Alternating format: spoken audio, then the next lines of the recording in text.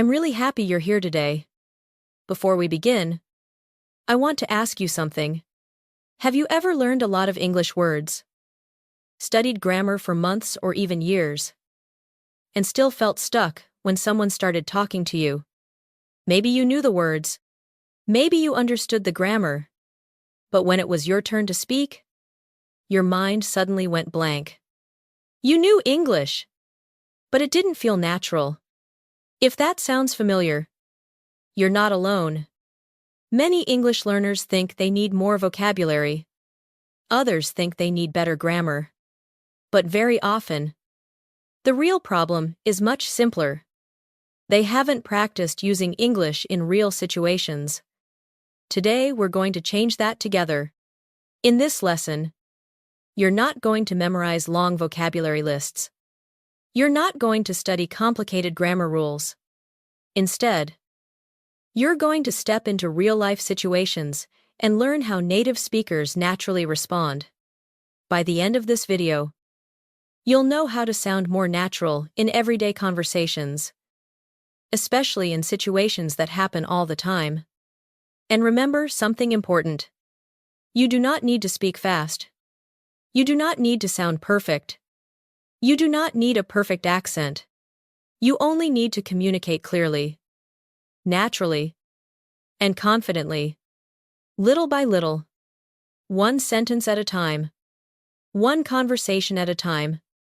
If that sounds good to you, make yourself comfortable. Relax your shoulders. Take a slow breath. And let's begin. Imagine you are walking into your favorite coffee shop on a Monday morning. The sun is just coming up. People are quietly chatting. Coffee machines are humming in the background. Someone is typing on a laptop near the window. A barista smiles and says, "Good morning. What can I get for you today?" Now many English learners immediately think of a simple sentence, "I want a coffee." And technically, that's correct. People will understand you. But native speakers often choose softer and more natural expressions. Instead of saying, "I want a coffee," they might say, "I'd like a coffee, please." Or even more naturally, "I could really use a coffee this morning." Listen again. "I could really use a coffee this morning." Can you feel the difference? It sounds more relaxed, more conversational, more human. Now repeat after me slowly. "I could really use a coffee this morning." Good. Let's try it again. "I could really use a coffee this morning." Excellent. Now say it one more time, as if you are actually standing inside that coffee shop. Maybe you're tired. Maybe you didn't sleep well. Maybe it's been a busy morning already. Say it naturally. "I could really use a coffee this morning." That sounds great. Notice something important. Native speakers don't always choose the shortest sentence. They often choose the sentence that feels most natural for the situation. That's a pattern you'll hear again and again throughout this lesson. Now imagine the barista smiles and says, "Long morning already." This is a very common expression. Long morning already. They are not really asking about time. They are asking about your experience. Maybe you've been busy. Maybe you're tired. Maybe work has already been stressful. You could answer simply, "Yeah." But let's make it more natural. You could say, "Yeah, it's been a busy start." Repeat after me. "Yeah, it's been a busy start." Very nice. Or maybe, "Honestly, I haven't even had time to sit down yet." Listen again. "Honestly, I haven't even had time to sit down yet." Now repeat. "Honestly, I haven't even had time to sit down yet." Excellent. This next phrase is something you'll hear all the time. Native speakers love it. Ready? "I haven't had time to." Listen carefully. "I haven't had time to eat." I haven't had time to call her. I haven't had time to sit down. I haven't had time to relax. Can you hear the pattern? Let's practice together. I haven't had time to relax. Good. I haven't had time to eat. Very good. I haven't had time to sit down. Excellent. Without realizing it, you're already learning useful English that people use every day.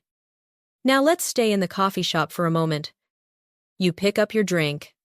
You move toward a small table near the window. As you're sitting down, someone nearby smiles and says, "Mind if I sit here?" Maybe the coffee shop is crowded. Maybe there aren't many empty seats. Now, let's think about your response. A textbook answer might be, yes. But be careful. In English, that can sometimes sound confusing. A more natural answer would be, not at all. Or, go ahead. Or even, sure. No problem. Let's practice. Go ahead. Again.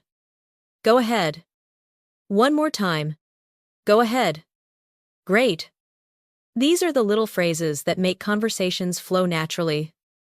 Now imagine the person sits down. A few moments pass. Then they glance at your drink and smile. That looks good. What did you get? Simple question. Very common. Real life. What could you say? Basic answer. A coffee. Natural answer. I got an iced latte.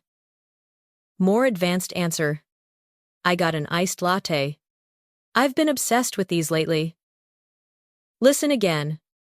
I've been obsessed with these lately. That's a phrase native speakers use all the time. Maybe it's coffee. Maybe it's a TV show. Maybe it's a song. Maybe it's a new hobby. Let's repeat. I've been obsessed with these lately. Again. I've been obsessed with these lately. Excellent. Now imagine the other person laughs. No way. Me too. Did you notice that phrase? No way. Native speakers use it constantly. Sometimes it means surprise. Sometimes it means excitement. Sometimes it simply means, really? Let's practice. No way. Again. No way. Now try it with surprise. No way. Perfect. Suddenly, the conversation feels real. Not like a textbook. Not like a classroom. Like actual life. And that's exactly what we're aiming for. Now I want you to imagine another situation. It's raining outside. People are rushing past the windows. Someone spills a little coffee on the table. They immediately say, "Oh, sorry about that." What would you say? Many learners freeze here. But native speakers usually respond with something simple. No worries. Or, it's all good. Or, don't worry about it. Repeat after me. No worries. Again. No worries. Now with a friendly smile. No worries. Excellent. Notice how relaxed that feels. Native speakers often choose easy, comfortable language. Not perfect language. Comfortable language. That's a big difference. Many learners spend years trying to sound perfect. But real conversations are messy. People hesitate. People pause. People change direction. People don't always speak in perfect sentences. Listen. Yeah. Kind of. Honestly. I'm exhausted. Pretty much. Sort of. Maybe. These little expressions are everywhere. Let's practice one. Kind of. Kind of tired. Kind of busy. Kind of nervous.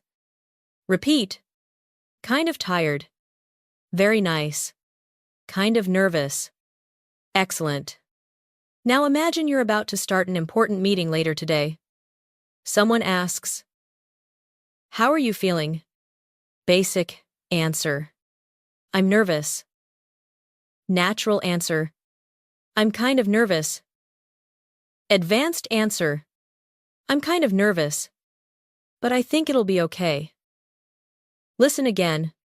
"I'm kind of nervous, but I think it'll be okay." Now, repeat slowly. "I'm kind of nervous, but I think it'll be okay."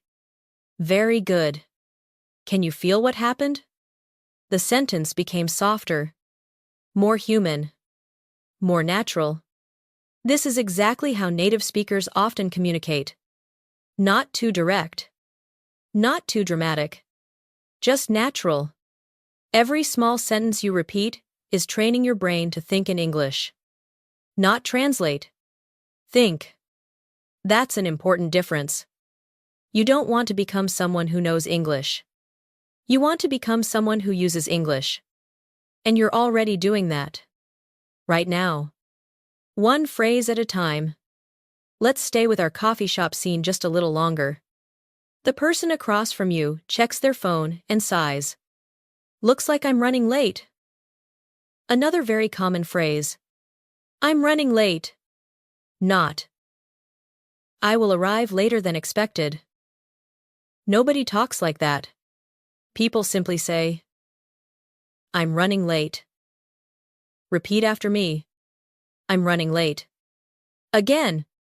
"I'm running late." Now imagine you're texting a friend. "Sorry. I'm running late." Perfect. That's real English. The kind you'll hear every day. As the conversation continues, something interesting happens. You stop thinking about grammar. You stop worrying about mistakes. You stop translating every word. Instead, you're simply sharing ideas. That's the moment many learners are searching for. And it's closer than you think. In the next situation, we'll leave the coffee shop and step into a completely different conversation where someone unexpectedly recognizes you after a long time apart. And that simple moment creates some of the most natural English you'll ever hear. Imagine you're walking through a busy part of town on a Saturday afternoon. People are carrying shopping bags. Cars are moving slowly through the streets. Music drifts out from nearby stores. You aren't thinking about English. You aren't expecting a conversation. You're simply enjoying your day. Then suddenly, you hear a voice behind you. "Wait. Is that really you?" You turn around. For a second, you're not quite sure. Then you recognize the face. An old friend. Someone you haven't seen in years. And just like that, a conversation begins. This kind of situation happens everywhere. At a train station. At a shopping mall. At an airport. Outside a restaurant. And when it happens, native speakers rarely sound like textbooks. They use short, emotional, natural English. Let's step into this moment together. Your friend looks surprised and says, "No way." Then they smile. "No way. It's really you?" Listen carefully. "No way. It's really you." Now repeat after me. "No way." Again. "No way." One more time, with surprise. "No way." Excellent. This phrase appears constantly in everyday English. People use it when they are surprised, excited, shocked, even happy. Now your friend says, "It's been forever." That's another expression native speakers love. Notice they don't say, "It has been a very long period of time." Nobody talks like that. Instead, they say, "It's been forever." Repeat after me. "It's been forever." Again. "It's been forever." Very good. Now let's continue the conversation. Your friend asks, "How have you been?" This question is slightly different from, "How are you?" How are you usually means right now. How have you been? Asks about a longer period of time. The last few months. The last year. Maybe even longer. Listen carefully. How have you been? Repeat after me. How have you been? Again. How have you been? Excellent. Now imagine it's your turn to answer. Many learners panic here. They try to explain everything that happened in their lives. But native speakers usually start simple. Very simple. You might say, "I've been good." Repeat. "I've been good." Nice. Or perhaps, "I've been pretty busy lately." Listen again. "I've been pretty busy lately." Repeat after me. "I've been pretty busy lately." Excellent. Notice the word pretty. In this situation, pretty means quite. Pretty busy. Pretty tired. Pretty excited. Pretty good. Let's practice together. Pretty busy. Pretty tired. Pretty excited. Very good. Native speakers use pretty all the time in casual conversation. Now imagine your friend laughs. "Yeah. Same here." That's another phrase you'll hear every day. Same here. It means, "Me too. I feel the same way." Repeat after me. Same here. Again. Same here. Perfect. Now the conversation starts flowing naturally. Listen to this short exchange. "How have you been?" "I've been pretty busy lately." "Yeah. Same here." Can you hear how relaxed it sounds? Nothing complicated. Nothing difficult. Just natural conversation. This is one of the biggest secrets of spoken English. Most real conversations are built from simple pieces. The magic isn't in difficult vocabulary. The magic is in knowing what native speakers actually say. Now let's make the situation a little more interesting. Your friend suddenly says, "You haven't changed at all." Maybe they're joking. Maybe they're being nice. Maybe they're genuinely surprised. How could you respond? A very natural response would be, "You're too kind." Listen carefully. "You're too kind." Repeat after me. "You're too kind." Again. "You're too kind." Excellent. This phrase doesn't literally mean, "Someone is too kind." It's a polite way to accept a compliment. Native speakers use it often. Now imagine your friend starts asking questions. "So, what have you been up to?" This phrase confuses many learners. What have you been up to? Simply means, what have you been doing? What's been happening in your life? Repeat after me. What have you been up to? Again. What have you been up to? Very nice. Now let's answer naturally. Basic answer. I've been working. Natural answer. I've been working a lot lately. More advanced answer. I've been working a lot lately. But things are going pretty well. Listen again. Things are going pretty well. Repeat after me. Things are going pretty well. Excellent. Notice how this sounds more conversational than simply saying, "I'm fine." Let's continue. Your friend suddenly remembers something. Their eyes get wide. They point at you and say, "Wait. Seriously." Listen carefully. "Wait. Seriously." Repeat after me. "Wait. Seriously." Again. "Wait. Seriously." Perfect. Native speakers use this when something surprises them. Maybe you moved to a new city. Maybe you changed careers. Maybe you started a business. Maybe you learned a new skill. Wait. Seriously. It's emotional, natural, and very common. Now imagine your friend says, I can't believe it's been so long. That's an emotional moment. Maybe you were close friends years ago. Maybe life simply became busy. Maybe you promised to stay in touch. But time moved faster than expected. This happens to everyone. Let's practice. I can't believe it's been so long.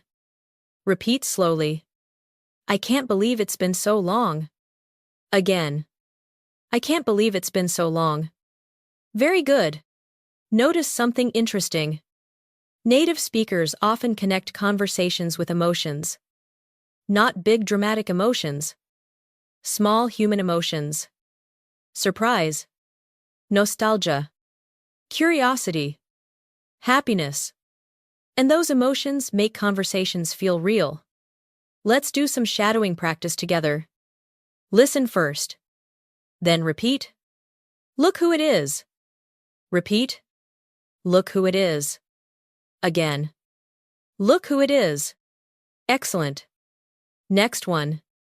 It's been forever. Repeat. It's been forever. Very good. Next. How have you been? Repeat. How have you been? Excellent. Next.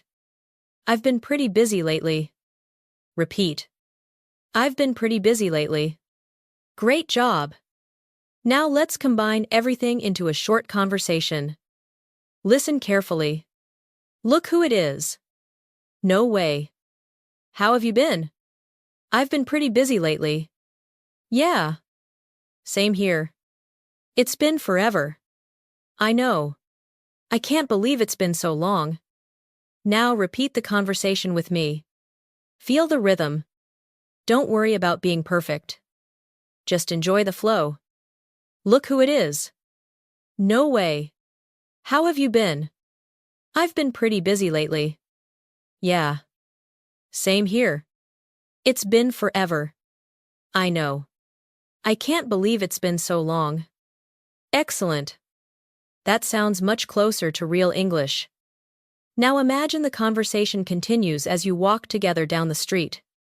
People pass by. A bus stops nearby. You haven't talked in years. But somehow the conversation feels easy. Your friend asks, So, are you still living around here? Notice the phrase, around here. Native speakers use it constantly. Around here. Over here. Near here. Let's practice.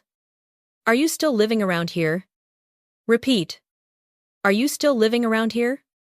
Very good. Maybe your answer is, Actually, I moved a couple of years ago. Listen carefully. A couple of years ago. Repeat after me. A couple of years ago. Again. A couple of years ago. Excellent. Notice that native speakers often say, a couple of, instead of saying, 2. A couple of days. A couple of weeks. A couple of years. A couple of minutes. It's a very useful pattern. Now your friend reacts. Oh wow. I had no idea. Listen again. I had no idea. Repeat. I had no idea. Excellent. This phrase appears everywhere. When someone tells you something surprising. When you learn new information. When you discover something unexpected. I had no idea. Now let's make it more emotional. Your friend says, You know what, I'm really glad I ran into you today. Listen carefully. I'm really glad I ran into you today. Repeat after me. I'm really glad I ran into you today. Again. I'm really glad I ran into you today. Very nice. The expression run into someone means meet someone unexpectedly. You weren't planning it. It just happened. That's why it's such a useful phrase. Now imagine how you might respond. You could simply say, Me too. But let's make it more natural. You could say, honestly, me too. Or, it's really good to see you. Let's practice. It's really good to see you. Repeat. It's really good to see you. Again. It's really good to see you. Excellent. Can you feel how natural these conversations are becoming? You aren't memorizing grammar rules. You aren't translating every sentence. You're learning patterns. You're learning rhythm. You're learning how real people actually speak. And every phrase you repeat is helping your brain build automatic responses. That's where confidence begins. Not from perfection. From familiarity. The more often you hear these patterns, the more natural they become. The more natural they become, the less you need to think. And when you stop overthinking, conversations become easier. Much easier. Take a moment and think about someone you haven't seen in a long time. A friend. A classmate. A relative. Imagine meeting them tomorrow. What would you say? Maybe. How have you been? Maybe. It's been forever. Maybe. It's really good to see you. Say one sentence quietly to yourself right now. Good. That's exactly how fluency starts. One real sentence. One real thought. One real moment. As this unexpected reunion comes to an end, your friend checks the time and realizes they need to leave. But before they go, they ask a simple question. A question you'll hear almost everywhere. At work, at school, while traveling, even during everyday small talk. And knowing how to answer it naturally can completely change the way your English sounds. Let's explore that situation together in the next part. A few minutes later, you and your old friend say goodbye. You continue walking down the street. The conversation leaves you smiling. It's funny how a simple encounter can bring back so many memories. As you head home, you realize something important. The conversation wasn't difficult. Nobody used complicated vocabulary. Nobody spoke like a textbook. People simply used natural English. The kind of English you hear every day. And that's exactly what we're going to keep building together. Now imagine it's Monday morning. Your alarm went off earlier than you wanted. You got ready for work. Maybe you grabbed breakfast. Maybe you skipped breakfast. Maybe you were rushing the entire time.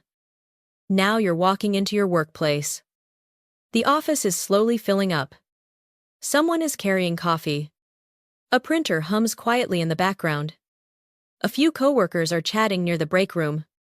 You take a seat. Open your laptop. And almost immediately, someone looks over and asks, "Morning. How's it going?" This is one of the most common questions in English. You'll hear it everywhere. At work. At school. At the gym. At a store. Even from strangers. Listen carefully. How's it going? Repeat after me. How's it going? Again. How's it going? Excellent. Now here's something important. Most learners answer this question too formally. Someone asks, "How's it going?" And they respond, "I am fine. Thank you." Grammatically correct, but not very natural. Native speakers often answer more casually. For example, "It's going well. Pretty good. Not bad. Can't complain. Let's practice. Pretty good." Repeat, pretty good. Again, pretty good. Very nice. Now try this one. Not bad. Repeat, not bad. Again, not bad. Excellent. Here's another very common response. Can't complain. Listen carefully. Can't complain. Repeat after me. Can't complain. Again. Can't complain. This doesn't mean everything is perfect. It simply means things are okay.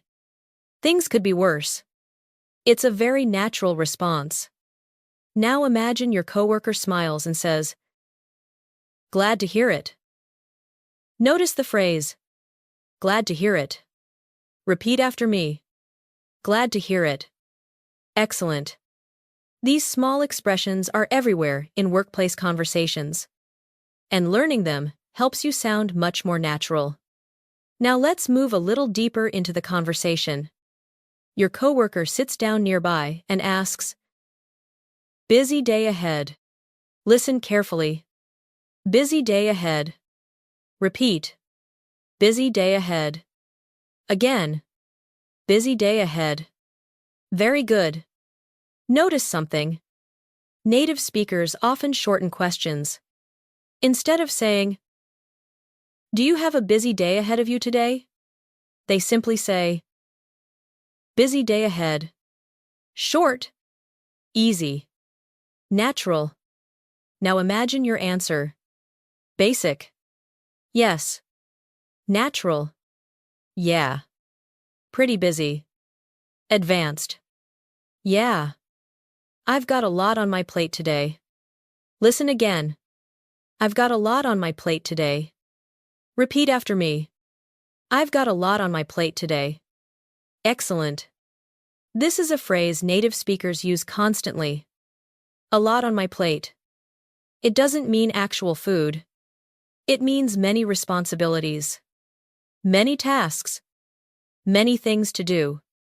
Let's practice together. I've got a lot on my plate. Again. I've got a lot on my plate. Very nice. Now imagine it's only 9 in the morning. You've already answered emails. You've already attended one meeting. And you're feeling tired. A coworker notices. They say, "You look exhausted."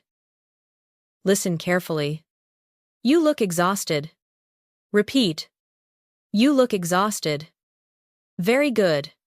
Now, let's explore some natural ways to respond. Basic.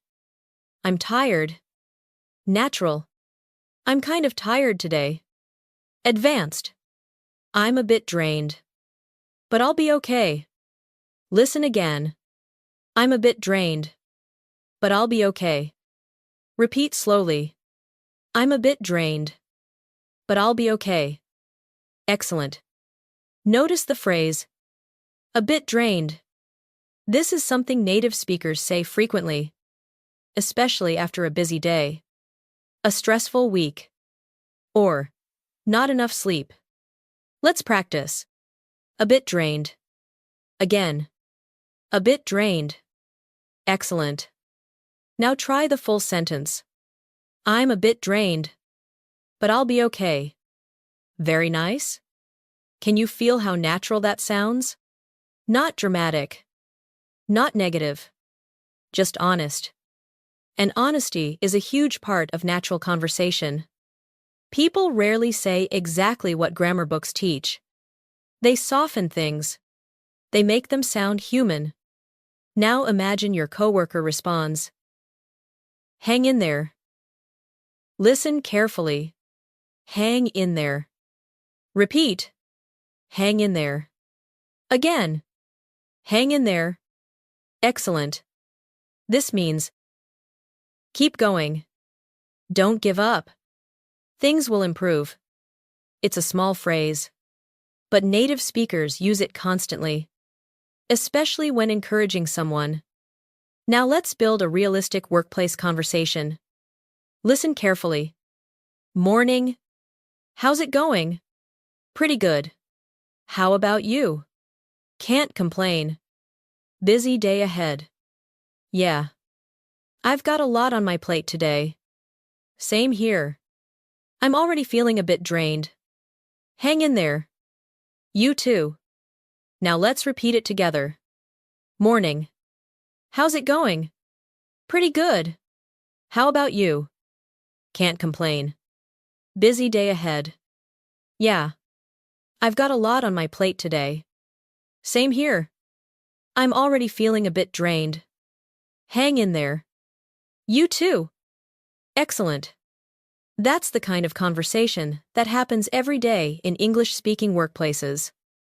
Nothing complicated. Nothing scary. Just useful. Now imagine you're heading into a meeting. Several coworkers are already seated around a table. Someone is connecting a laptop to a projector. Someone else is flipping through notes. The meeting hasn't started yet. People are making small talk. This is one of the best opportunities to practice conversational English. A coworker looks at you and says, "Did you have a good weekend?" Another extremely common question.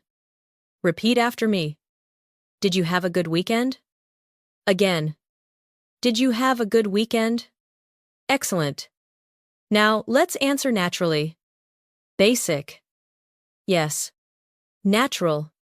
Yeah. It was pretty relaxing. Advanced. Yeah. It was pretty relaxing.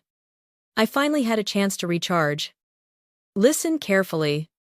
I finally had a chance to recharge. Repeat. I finally had a chance to recharge.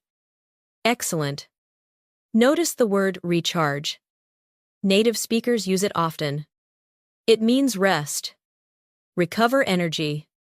Relax. Let's practice.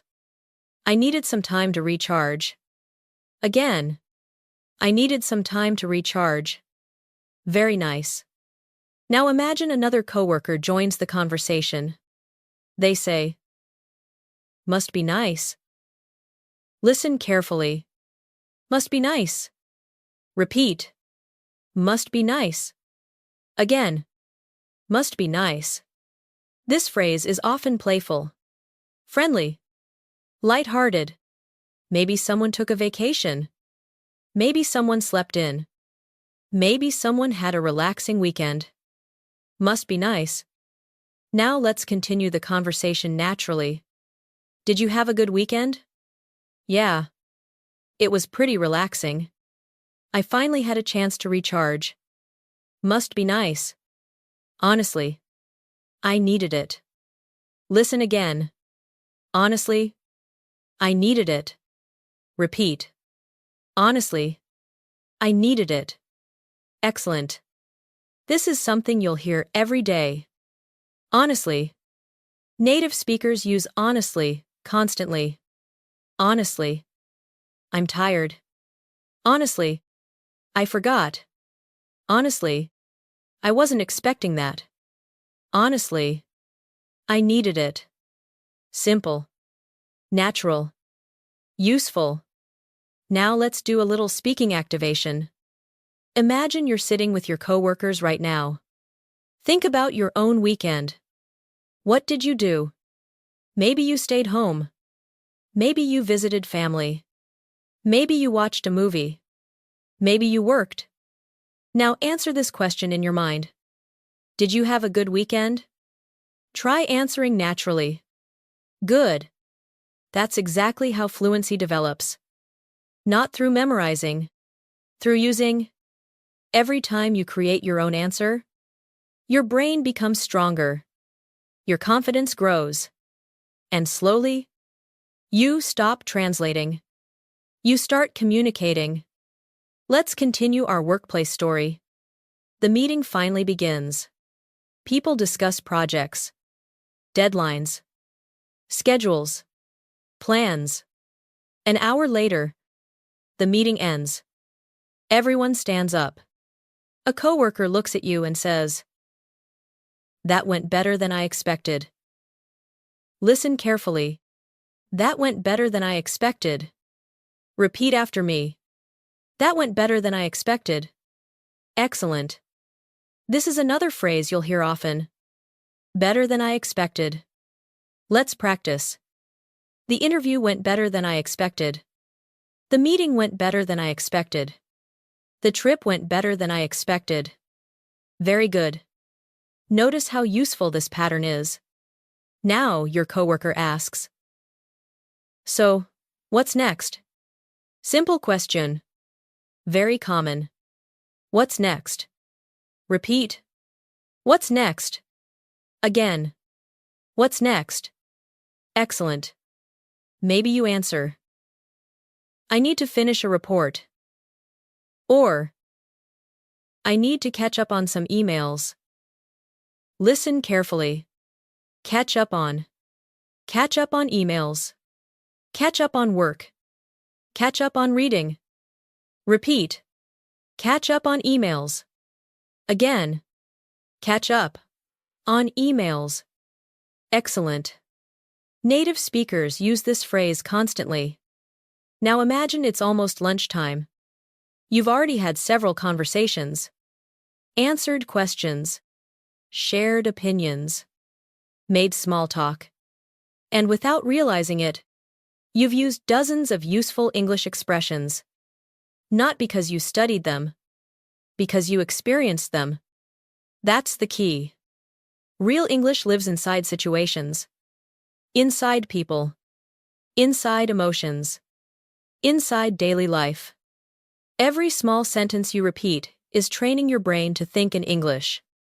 Every natural response becomes another building block, another piece of confidence, another step forward. And something interesting is about to happen. The workplace conversations you've practiced so far have been friendly and familiar. But soon you'll find yourself in a situation where the conversation becomes more personal. A conversation about how you're really feeling. Not your schedule. Not your workload. Not your weekend. Your emotions. And learning how native speakers talk about feelings naturally can completely change the way you connect with people in English. Let's step into that situation together in the next part. The afternoon moves a little more slowly now. The busiest part of the workday is over. The emails keep coming, but not quite as fast. The office feels quieter. A few people are taking short breaks. Some are stretching. Others are walking to the kitchen to grab coffee or tea. You step outside for a few minutes. The air feels fresh. The noise of the city seems softer than before. You find a bench nearby and sit down. For the first time all day, you have a moment to breathe. As you're sitting there, a coworker joins you. Someone you've worked with for a while. Not your closest friend, but someone you enjoy talking to. They sit down and smile. Then they ask a question that sounds simple. But many English learners find it surprisingly difficult to answer. They ask, So, how are you really doing? Listen carefully. How are you really doing? Repeat after me. How are you really doing? Again. How are you really doing? Excellent. Notice the difference. This is not the same as, How are you? This question goes deeper. The person isn't asking about your schedule. They're asking about you. Your feelings. Your energy. Your state of mind. And this is where many learners suddenly become too formal. Or they don't know what to say. Let's change that. Imagine your first instinct is to say, I'm happy. That's perfectly correct. But native speakers often express emotions in a softer and more detailed way. Instead of saying, I'm happy, they might say, I'm feeling pretty good today. Listen carefully. I'm feeling pretty good today. Repeat after me. I'm feeling pretty good today. Again. I'm feeling pretty good today. Excellent. Can you hear how natural that sounds? Now, let's make it slightly more advanced. Things aren't perfect, but I'm feeling pretty good today. Listen again. Things aren't perfect, but I'm feeling pretty good today. Repeat slowly. Things aren't perfect, but I'm feeling pretty good today. Very good. This kind of sentence feels real. Because life is rarely perfect. Native speakers often acknowledge reality while staying positive. That's why this pattern sounds natural. Now imagine another situation. Maybe today hasn't been easy. Maybe you've been stressed. Maybe you've had too much work. Maybe you didn't sleep well. How could you express that naturally? Basic. I'm stressed. Natural. I've been a little stressed lately. Advanced. I've had a lot on my mind lately. Listen carefully. I've had a lot on my mind lately. Repeat after me. I've had a lot on my mind lately. Again. I've had a lot on my mind lately. Excellent. This is an extremely useful phrase. A lot on my mind. It doesn't mean physical objects. It means thoughts, concerns, responsibilities, worries. Let's practice. I've had a lot on my mind. Again. I've had a lot on my mind. Very good. Now imagine your coworker nods. They understand. Then, they respond. Yeah. I know what you mean. Listen carefully. I know what you mean. Repeat after me. I know what you mean. Again. I know what you mean. Excellent. This phrase creates connection. And connection is one of the most important parts of conversation. People don't only exchange information. They connect. They relate. They understand each other. That's why emotional English matters. Now, let's continue. Your coworker asks, anything exciting happening lately? Listen carefully. Anything exciting happening lately? Repeat. Anything exciting happening lately? Excellent. This question opens the door to sharing experiences, stories, memories, plans. And native speakers love talking about these things. Maybe you answer. Actually. Yeah. Notice that phrase. Actually. Yeah. Repeat. Actually. Yeah. Again. Actually. Yeah. Very good. Now let's continue. Actually. Yeah. I've started learning something new recently. Listen again. I've started learning something new recently. Repeat after me. I've started learning something new recently. Excellent. Maybe it's English. Maybe it's photography. Maybe it's cooking. Maybe it's something completely different. The specific topic doesn't matter. The conversational pattern matters. Now imagine your coworker becomes interested. They lean forward slightly. Oh, really? How's that going? Another very common question. How's that going? Repeat after me. How's that going? Again. How's that going? Excellent. Let's answer naturally. It's going pretty well. I'm enjoying it so far. It's challenging, but fun. Listen carefully. It's challenging, but fun. Repeat. It's challenging, but fun. Excellent. This is something native speakers say constantly. Challenging, but fun. Difficult, but rewarding. Busy, but exciting. Notice the balance. Natural conversations often include contrast, not just positive, not just negative, a mixture of both. That's how real life sounds. Now let's slow down for a moment. Take a breath. Imagine yourself in this conversation. The sun is warm. The city sounds softer in the distance. You're speaking English. Not perfectly, not flawlessly, but naturally. And that's enough. More than enough. Because fluency doesn't begin when you stop making mistakes. Fluency begins when you stop being afraid of them. Let's continue. Your coworker suddenly asks, what do you do when you're stressed? This is a great conversation question. People ask it often. Let's explore some natural answers. Basic. I relax. Natural. I usually go for a walk. Advanced. I usually go for a walk because it helps clear my head. Listen carefully. It helps clear my head. Repeat after me. It helps clear my head. Again. It helps clear my head. Excellent. Native speakers love this expression. Clear my head. It means relax mentally. Reduce stress. Think more clearly. Let's practice. I need to clear my head. Again. I need to clear my head. Very good. Now imagine your coworker smiles.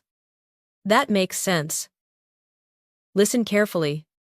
That makes sense. Repeat after me. That makes sense. Again. That makes sense. Excellent. You'll hear this phrase everywhere. At work. At home. In friendships.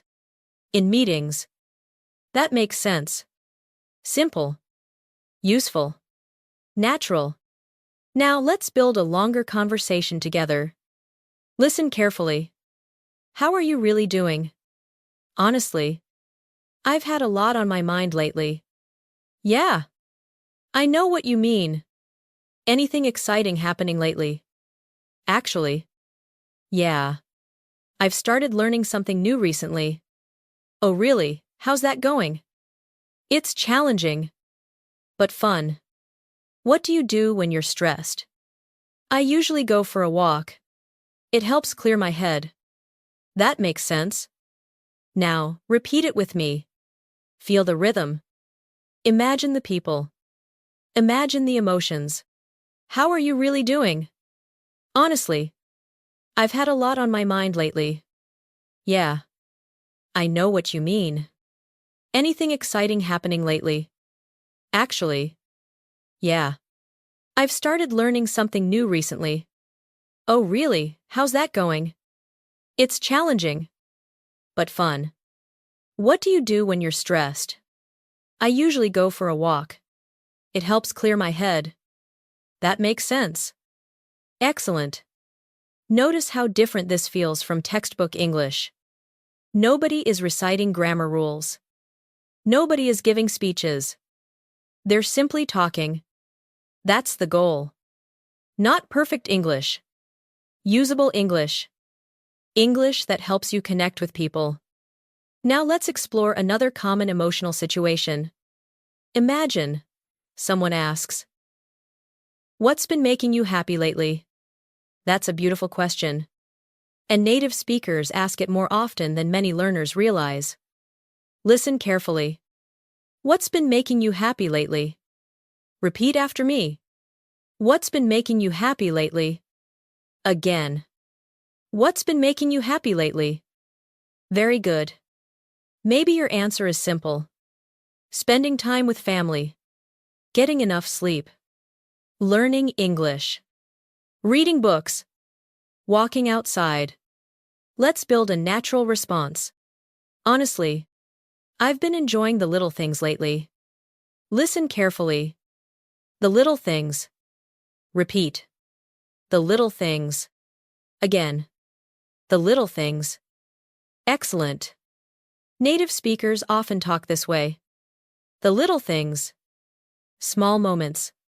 Simple pleasures. Everyday experiences. Now repeat the full sentence. Honestly. I've been enjoying the little things lately. Very good. That sounds warm. Natural. Human. And that's exactly why people remember conversations like these. Because they aren't just exchanging information. They're sharing pieces of their lives. Every small sentence you repeat is training your brain to think in English. Not just talk. Think. Feel. Connect. And that's where real progress happens. You may not notice it immediately. But every natural phrase becomes another tool. Another pattern. Another piece of confidence. Little by little. You're building something powerful. Not vocabulary lists. Not grammar charts. A real voice. Your voice. And as this conversation comes to an end, your coworker checks the time. The break is over. Both of you stand up. You head back toward the building, back toward the rest of the day. But very soon, another situation will appear. A situation that almost everyone experiences. A moment when you need help. Maybe in a store. Maybe at an airport. Maybe in an office. Maybe somewhere completely unexpected. And knowing how to ask for help naturally can completely change the way people respond to you. Let's step into that situation together in the next part. The rest of the afternoon passes quickly. Emails are answered. Meetings come and go. The sky slowly changes color outside the office windows. And before you know it, the workday is over. You pack your bag. Say goodbye to a few coworkers. Then head toward the train station. The platform is crowded. People are checking their phones. Some are listening to music. Others look tired after a long day. You glance at the departure board.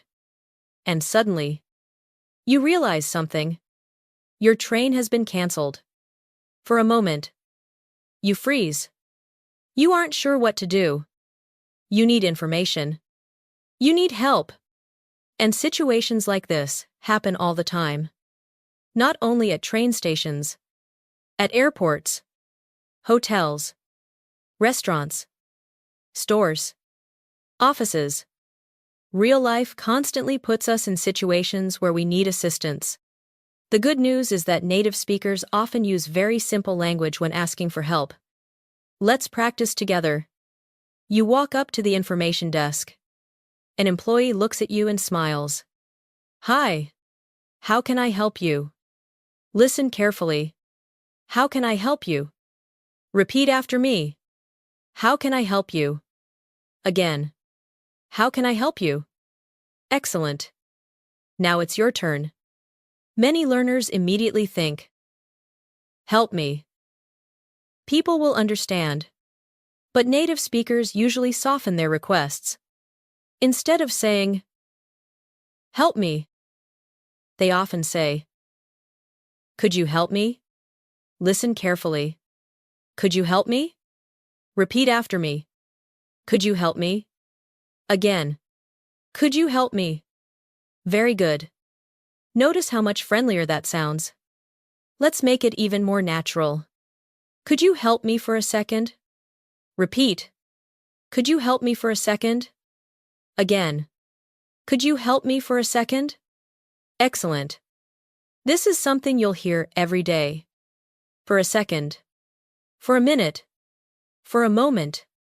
Native speakers use these phrases constantly. Now, imagine the employee responds. Of course. Another useful expression. Of course. Repeat after me. Of course. Again. Of course. Very good. Now let's continue. You explain the situation. Excuse me. I think my train was canceled. Listen carefully. I think my train was canceled. Repeat after me. I think my train was canceled. Again. I think my train was canceled. Excellent. Notice the phrase, I think. Native speakers use it all the time, even when they are fairly sure. It sounds softer, less aggressive, more conversational. Instead of saying, my train was canceled, they often say, I think my train was canceled. Let's practice. I think I left my phone at home. I think I made a mistake. I think this is the right platform. Excellent. Now imagine the employee looks at the screen. They type for a few moments. Then they say, let me check. Listen carefully. Let me check. Repeat after me. Let me check. Again. Let me check. Excellent. This is one of the most common service phrases in English. You'll hear it everywhere. At hotels, restaurants, stores, Customer service counters. Let me check. Now imagine a few seconds pass. The employee looks up and says, "You're right. It looks like it was canceled." Listen carefully. It looks like. Repeat after me. It looks like. Again. It looks like. Very good. This phrase is extremely useful. Native speakers say it constantly. It looks like we're late. It looks like it's going to rain. It looks like everything is fine. Let's practice together. It looks like everything is okay. Again. It looks like everything is okay. Excellent. Now imagine you need more information. You ask, "What should I do?" Simple. Natural. Very common. Repeat after me. What should I do? Again. What should I do? Excellent. Now let's make the conversation more realistic. The employee says, "It looks like the next train leaves in about an hour." You sigh. An hour feels like a long time. But then you remember something important. Conversations don't always have to be serious. Native speakers often react casually. You might say, "Well, that's not ideal." Listen carefully. That's not ideal. Repeat after me. That's not ideal. Again. That's not ideal. Excellent.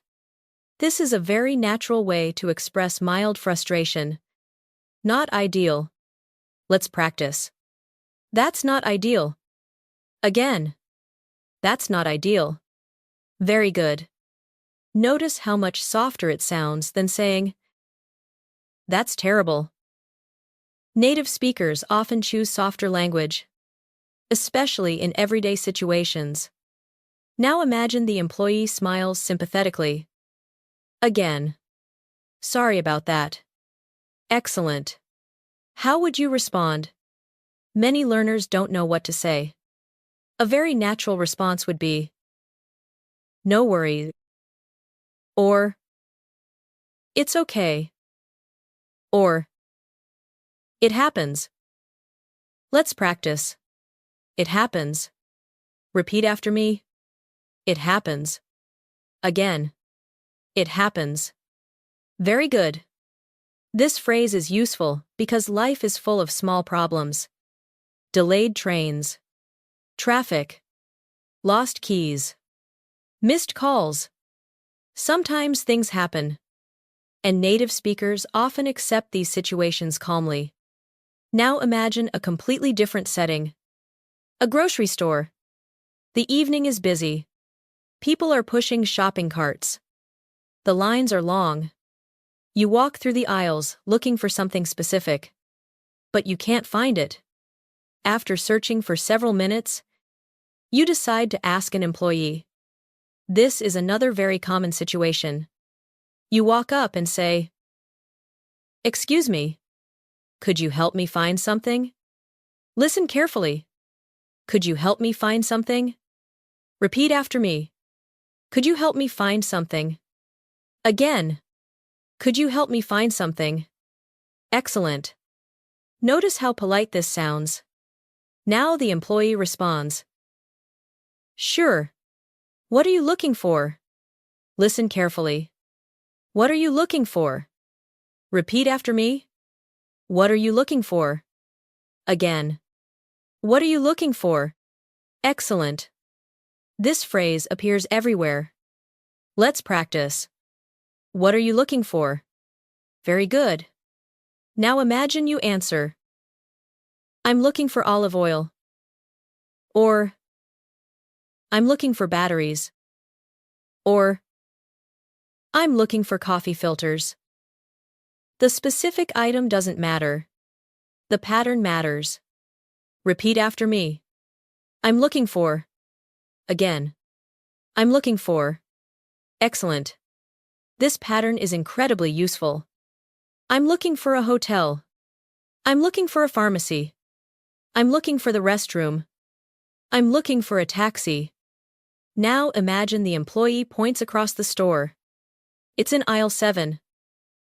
You smile. Problem solved. A simple interaction. A real interaction. The kind of interaction that happens every day. And every one of these situations builds confidence. Not because they're complicated. Because they're practical. Now let's practice a short conversation together. Listen carefully. Excuse me. Could you help me find something? Sure. What are you looking for? I'm looking for olive oil. It's in aisle 7. Perfect. Thank you. No problem. Now repeat it with me. Excuse me? Could you help me find something? Sure. What are you looking for? I'm looking for olive oil. It's in aisle 7. Perfect. Thank you. No problem. Excellent. Can you feel how natural that conversation sounds? No advanced grammar. No difficult vocabulary. Just useful English. That's the kind of English people actually use. Now let's move into another common situation. Imagine you're at an airport. The terminal is crowded. Announcements echo through the building. Suitcases roll across the floor. People are moving quickly in every direction. You check your boarding pass. Then suddenly notice something. You can't find your gate number. You feel a small moment of panic. But instead of staying silent, you ask for help. Excuse me. Could you tell me where gate 24 is? Listen carefully. Could you tell me where gate 24 is? Repeat after me. Could you tell me where gate 24 is? Again. Could you tell me where gate 24 is? Excellent. Notice the pattern. Could you tell me where? This is one of the most useful travel phrases in English. Could you tell me where the restroom is? Could you tell me where the station is? Could you tell me where the hotel is? Let's practice. Could you tell me where the station is? Again. Could you tell me where the station is? Excellent. The more you repeat these patterns, the less you need to think during real conversations. Your brain begins recognizing them automatically. That's exactly how fluency develops. Not through memorizing hundreds of random words. Through repeated exposure to useful situations. Every small sentence you repeat is training your brain to respond naturally. Every situation becomes another piece of experience. And something interesting happens when you start asking for help confidently. People become more willing to talk. Conversations become longer. Interactions become easier. You stop feeling like a student. You start feeling like a participant. Someone who can navigate everyday life in English. And that's a huge step forward. But asking for help is only one part of communication. Very often, after a problem is solved, something else happens. People start making plans. They suggest meeting. They invite you somewhere. They ask what you're doing this weekend. And those invitations create some of the most useful conversations you'll ever have in English. Let's step into that situation together in the next part. A few days later. It's Friday afternoon. The week has felt long. Not necessarily bad. Just busy. The kind of week where every day seems to move a little faster than expected. You've worked hard. Handled responsibilities. Answered messages. Solved problems. And now the weekend is finally approaching. The atmosphere feels different. People seem more relaxed. More energetic. More social. As the afternoon comes to an end, conversations begin changing. People stop talking about deadlines. They stop talking about meetings. Instead, they start talking about plans. And making plans is one of the most common parts of everyday English. Whether you're talking to friends, coworkers, classmates, or family members, invitations happen everywhere. Learning how native speakers make plans naturally can completely change the way your English sounds. Imagine you're putting away your laptop when a coworker walks over. They smile and ask, "Got any plans for the weekend?" Listen carefully. Got any plans for the weekend? Repeat after me. Got any plans for the weekend? Again. Got any plans for the weekend? Excellent. Notice something interesting. The full question would be, do you have any plans for the weekend? But native speakers often shorten it. Got any plans? Simple. Natural. Very common. Now imagine it's your turn to answer. Basic answer. Yes. Natural answer. Not really. Advanced answer. Not really. I'm just planning to relax. Listen carefully. I'm just planning to relax. Repeat after me. I'm just planning to relax. Again. I'm just planning to relax. Excellent. That's a phrase you'll hear all the time. Just planning to. Just planning to stay home. Just planning to catch up on sleep. Just planning to take it easy. Let's practice one of those. Take it easy. Repeat. Take it easy. Again. Take it easy. Very good. Native speakers use this phrase constantly. Take it easy means relax. Slow down. Rest. Now imagine your coworker laughs. I wish I could do that. Listen carefully. I wish I could do that. Repeat after me. I wish I could do that. Again. I wish I could do that. Excellent. This phrase is extremely useful. People use it whenever they are slightly jealous in a friendly way. Someone is going on vacation. I wish I could do that. Someone is sleeping in tomorrow. I wish I could do that. Someone is spending the day at the beach. I wish I could do that. Natural. Friendly. Very common. Now imagine the conversation continues. Your coworker says, "A few of us are grabbing dinner tomorrow night." Listen carefully. A few of us are grabbing dinner tomorrow night. Repeat after me. A few of us are grabbing dinner tomorrow night. Again. A few of us are grabbing dinner tomorrow night. Excellent. Notice the phrase, grabbing dinner. Native speakers often use grab for casual plans. Grab coffee. Grab lunch. Grab dinner. Let's practice. Let's grab coffee sometime. Repeat. Let's grab coffee sometime. Again. Let's grab coffee sometime. Very nice. This sounds much more natural than, would you like to consume coffee with me? Nobody talks that way. Real English is usually much simpler. Now, your coworker asks, do you want to come? This is the moment many learners have been waiting for. An invitation. How do native speakers respond? Let's start simple. Yes. That's correct. But let's make it more natural. Sounds good. Listen carefully. Sounds good. Repeat after me. Sounds good. Again. Sounds good. Excellent. This phrase appears everywhere. Someone suggests a plan. You respond. Sounds good? Simple. Natural. Friendly. Let's practice another one. I'm in. Repeat. I'm in. Again. I'm in. Excellent. This means, count me in. Yes. I want to participate. Now let's practice that phrase too. Count me in. Repeat. Count me in. Again. Count me in.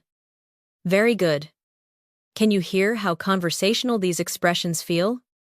This is the language people use every day. Now let's imagine a slightly different situation. Maybe you want to accept the invitation, but you're not completely sure. Perhaps you already have plans. Perhaps you're waiting for confirmation from someone else. A native speaker might say, I'll let you know. Listen carefully. I'll let you know. Repeat after me. I'll let you know. Again. I'll let you know. Excellent.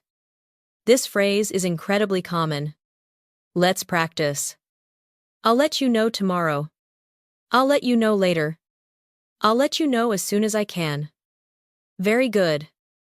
Now imagine someone invites you. But unfortunately, you can't go. Many learners worry about sounding rude. Fortunately, native speakers usually decline invitations gently. For example, I'd love to, but I can't. Listen carefully. I'd love to, but I can't. Repeat after me. I'd love to, but I can't. Again. I'd love to, but I can't. Excellent. This phrase is polite, warm, friendly, and extremely useful. Let's make it slightly longer. I'd love to, but I already have plans. Repeat. I'd love to, but I already have plans. Excellent. Now imagine your friend responds, No worries. There it is again. No worries. One of the most useful expressions in English. Repeat. No worries. Again. No worries. Very good. Now, let's build a realistic conversation. Listen carefully. Got any plans for the weekend? Not really. I'm just planning to relax. A few of us are grabbing dinner tomorrow night. Oh yeah. Do you want to come? Sounds good. Great. We're meeting at 7. Perfect. See you then. Now repeat the conversation with me. Got any plans for the weekend? Not really. I'm just planning to relax. A few of us are grabbing dinner tomorrow night. Oh yeah. Do you want to come? Sounds good. Great. We're meeting at 7. Perfect. See you then. Excellent. Notice how smoothly everything flows. Nothing complicated. Just natural communication. Now, let's change environments completely. Imagine you're sitting at home Saturday morning. Sunlight comes through the window. You have a cup of coffee nearby. Your phone suddenly buzzes. A message appears. Hey. What are you up to today? Listen carefully. What are you up to today? Repeat after me. What are you up to today? Again. What are you up to today? Excellent. This phrase is everywhere. What are you up to? What have you been up to? What are you up to this weekend? Let's practice. What are you up to? Again. What are you up to? Excellent. Now let's answer naturally. Basic. Nothing. Natural. Not much. Advanced. Not much. I'm taking it easy today. Listen carefully. Not much. Repeat. Not much. Again. Not much. Very good. Native speakers love this response. Not much. Nothing special. Just relaxing. Now let's continue. Your friend replies, Want to hang out later? Listen carefully. Want to hang out later? Repeat after me. Want to hang out later? Again. Want to hang out later? Excellent. Notice how casual this sounds. Hang out is one of the most common social phrases in English. Let's practice. Do you want to hang out? Again. Do you want to hang out? Excellent. Now imagine you answer. Sure. Sounds good. Yeah. Why not? Listen carefully. Yeah. Why not? Repeat after me. Yeah. Why not? Again. Yeah. Why not? Excellent. This response feels relaxed and spontaneous. Native speakers use it often. Now, imagine your friend asks, "What time works for you?" Listen carefully. What time works for you? Repeat. What time works for you? Again. What time works for you? Very good. This phrase appears constantly when making plans. Let's practice. What time works for you? Excellent. Now imagine, the conversation continues naturally. What are you up to today? Not much. I'm taking it easy. Want to hang out later? Yeah. Why not? Awesome. What time works for you? How about 3? Sounds good. See you then. Now repeat it together. Feel the rhythm. Imagine the messages appearing on your phone. Imagine yourself answering naturally. What are you up to today? Not much. I'm taking it easy. Want to hang out later? Yeah. Why not? Awesome. What time works for you? How about 3? Sounds good. See you then. Excellent. Can you feel how much real English you've already practiced? Invitations. Plans. Response. Scheduling. Casual conversations. These are the interactions people have every single day. And every phrase you repeat makes those situations feel more familiar, more comfortable, more automatic. Every small sentence you repeat is training your brain to think in English. Not because you're studying, because you're participating. You're imagining. You're responding. You're communicating. That's what makes long-term learning powerful. Now let's imagine the day arrives. You meet your friends. Everything goes well. People laugh, talk, share stories, enjoy the evening. But, as often happens in real life, things don't always go exactly as planned. A reservation gets mixed up. Someone arrives late. An order is wrong. A small problem appears. And surprisingly, these little problems create some of the most useful English conversations you'll ever have. Let's step into one of those situations together, in the next part. The restaurant is warm and lively. Soft music plays in the background. People are laughing. Glasses clink gently against tables. The smell of fresh food fills the air. You and your friends finally arrive after making plans earlier in the day. Everyone seems relaxed. The conversation is flowing. Someone is telling a funny story. Someone else is looking through the menu. For a moment, everything feels perfect. Then something unexpected happens. The server arrives with the food. Everyone begins checking their plates. One friend ordered pasta. Another ordered a salad. Someone ordered a burger. Then, you look down at your plate. Something isn't right. The meal isn't what you ordered. This might seem like a small problem, but situations like this happen every day. And they create excellent opportunities to practice natural English. Many learners know how to order food, but they aren't sure how to politely explain a problem. Let's learn how native speakers do it. You look at your plate. You look back at the server.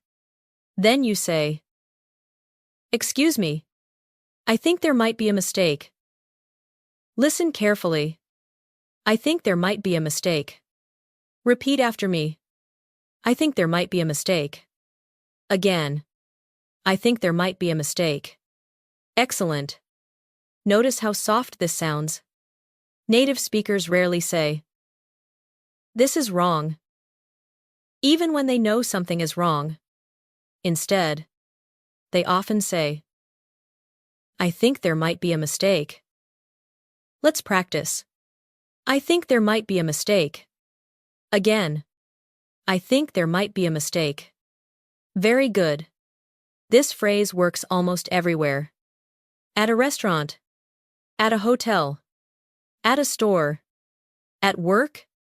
Now imagine the server responds, "Oh, I'm sorry about that." Listen carefully. "I'm sorry about that." Repeat after me. "I'm sorry about that." Again. "I'm sorry about that." Excellent. You smile politely. Then explain. "I ordered the chicken, but I think this is the fish." Listen carefully. "I ordered the chicken, but I think this is the fish." Repeat after me. "I ordered the chicken, but I think this is the fish." Excellent. Notice how calm and respectful this sounds. That's an important pattern in English. Native speakers often explain problems without sounding aggressive. Now imagine the server looks at the plate. They nod immediately. "Oh, you're right." Listen carefully. "You're right." Repeat. "You're right." Again. "You're right." Excellent. This phrase appears constantly in everyday English. You're right. You're absolutely right. You're probably right. Very useful. Now imagine, the server says, "Let me fix that for you." Listen carefully. "Let me fix that for you." Repeat after me. "Let me fix that for you." Again. "Let me fix that for you." Excellent. Let's focus on the phrase, fix that. Repeat. Fix that. Again. Fix that. Very good. This phrase is useful in many situations. I'll fix it. Let me fix that. We're trying to fix the problem. Native speakers use fix constantly. Now imagine the server takes the plate away. The problem is being solved. Your friends continue talking. One of them smiles and says, "Well, these things happen." Listen carefully. "These things happen." Repeat after me. "These things happen." Again. "These things happen." Excellent. Can you hear how similar this is to another phrase we practiced earlier? It happens. These things happen. Both expressions help people stay relaxed when small problems occur. Now let's move into a different situation. The meal finally arrives. Everything looks great. Everyone starts eating. About 20 minutes later, a friend suddenly checks their phone. Their face changes. Something seems wrong. You ask, "Everything okay?" Listen carefully. "Everything okay?" Repeat after me. "Everything okay?" Again. "Everything okay?" Excellent. Notice the shortened form. Native speakers often drop extra words. Instead of, "Is everything okay?" they simply say, "Everything okay?" Now imagine your friend sighs. "Yeah. Kind of." Listen carefully. "Kind of." Repeat. "Kind of." Again. "Kind of." Excellent. Native speakers use this phrase constantly when they aren't completely sure. Kind of tired. Kind of worried.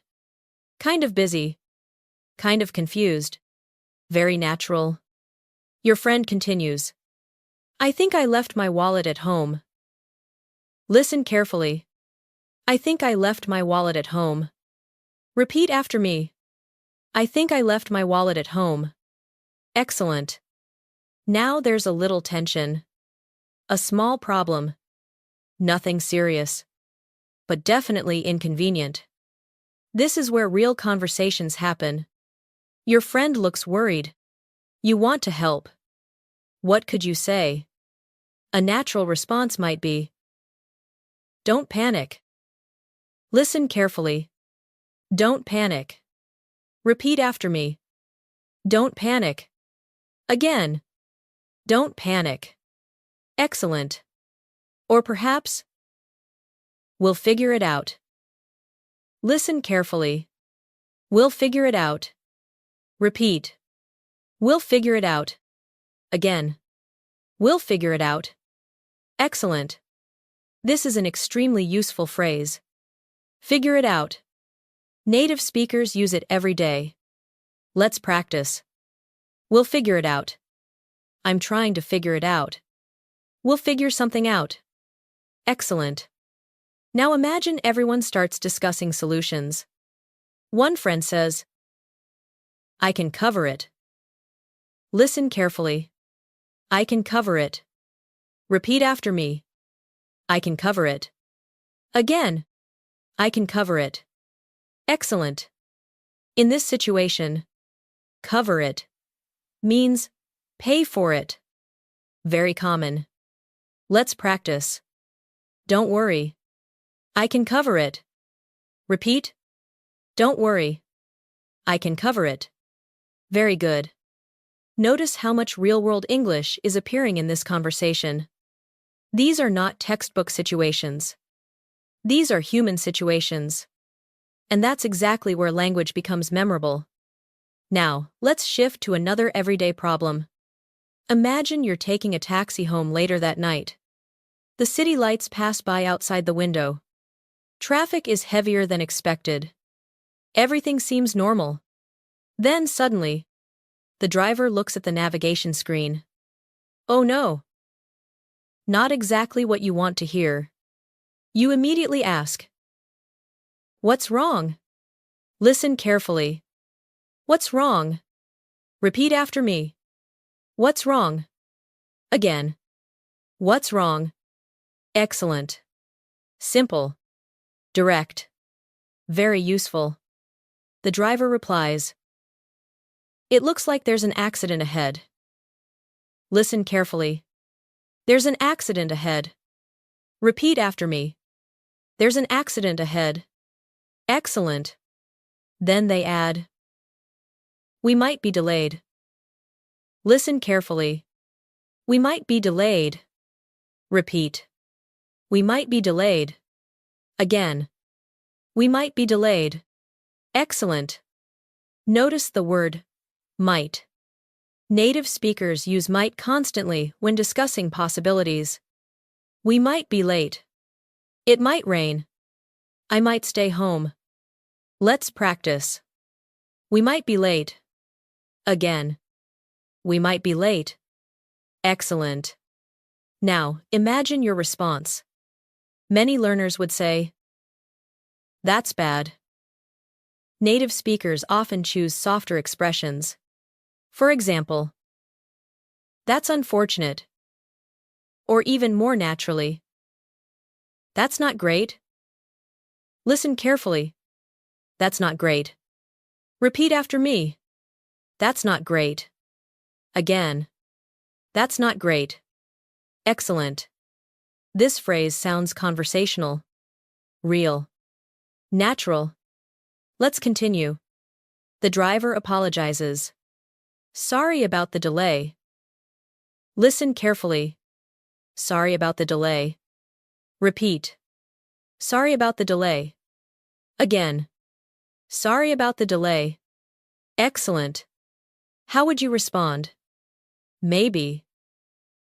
No worries. Or, it happens. Or, it's not your fault. Listen carefully. It's not your fault. Repeat after me. It's not your fault. Again. It's not your fault. Excellent. This phrase appears often when reassuring someone. Now let's pause for a moment. Think about all the situations we've practiced. A restaurant mistake. A forgotten wallet. Traffic delays. Unexpected problems. What do all these situations have in common? People stay calm. People communicate. People look for solutions. And most importantly, people use simple language. Not complicated language. Simple language. That is one of the biggest discoveries many learners make. Fluency doesn't come from difficult words. It comes from useful words. Words that solve problems. Words that connect people. Words appear in everyday life. Every small sentence you repeat is training your brain to stay calm during real conversations. Instead of freezing, instead of translating, instead of panicking, you're learning to respond naturally, one situation at a time, one phrase at a time. And the more situations you experience, the more confident you become. Because eventually, you realize something powerful. You don't need perfect English to handle real life. You just need enough English to keep the conversation moving. And you're already building that skill. Now, imagine the problem has been solved. The meal was corrected. The wallet situation worked out. The traffic finally cleared. The stressful moment passes. Everyone relaxes again. And that's when conversations often become fun. People start telling stories, sharing experiences, talking about things that happened during their day. And surprisingly, those everyday stories are some of the best opportunities to sound natural in English. Let's explore that together in the next part. The evening settles in peacefully. The city feels different now. The rush of the day is gone. Streetlights glow softly. Restaurants are full. Friends gather around tables. Families share meals together. The energy is warm, relaxed, comfortable. After solving small problems and handling unexpected situations, conversations naturally begin to change. People stop talking about what went wrong. They start talking about what happened. They start sharing stories. And storytelling is one of the most important skills in everyday English. Why? Because stories are everywhere. Someone asks about your weekend. You tell a story. Someone asks about your trip. You tell a story. Someone asks how your day was. You tell a story. Native speakers share little stories constantly. Not dramatic stories. Not movie stories. Just small moments from everyday life. And today, you're going to practice exactly that. Imagine you're sitting at dinner with a few friends. Everyone has finished eating. The conversation flows naturally from one topic to another. Then someone suddenly smiles and says, "So, how was your day?" Listen carefully. How was your day? Repeat after me. How was your day? Again. How was your day? Excellent. This is one of the most common questions in English. And many learners answer too quickly. They simply say, "Good," or "Fine." Those answers are correct, but they don't continue the conversation. Native speakers often add a little more. For example, "It was pretty good. Actually." Listen carefully. "It was pretty good. Actually." Repeat after me. "It was pretty good. Actually." Again. "It was pretty good. Actually." Excellent.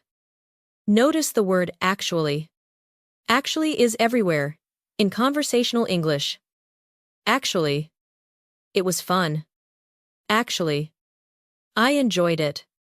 Actually. Things went pretty well. Let's practice. Actually.